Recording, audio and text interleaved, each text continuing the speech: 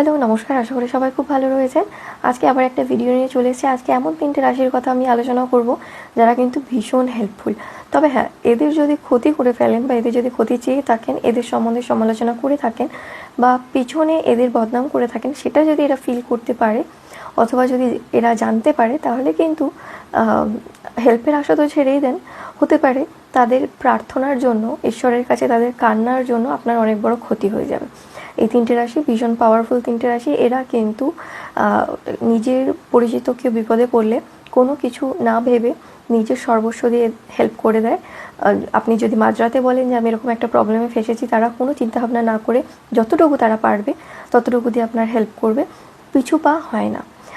But এদের যদি আপনি কোনো রকমভাবে আঘাত দিয়ে থাকেন বা কোনো ক্ষতি করে থাকেন, ক্ষতি চেয়ে থাকেন, এবং এটা যদি এনারা বুঝতে পারেন, তাহলে কিন্তু আপনার কাছ থেকে একদম ডিট্যাচড হয়ে যায়।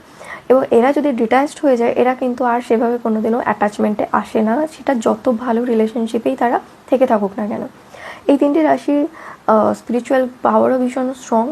দুঃখ পেয়ে ভগবানের সামনে সান্নিধ্যে যায় যে ঈশ্বর আমার এরকম ক্ষতি এরা করে দিল কীভাবে, যদি ভগবানের সামনে কান্না করে। এবং এদের দীর্ঘ নিঃশ্বাসটা এতটাই ক্ষতিকর হয় মানুষের জন্য যে এরা যখন ভগবানের কাছে প্রার্থনা করে যে আমার এত বড় ক্ষতি করে দিল, ঈশ্বরও কিন্তু তখন তার এনিমিকে একদম পরাস্ত করে।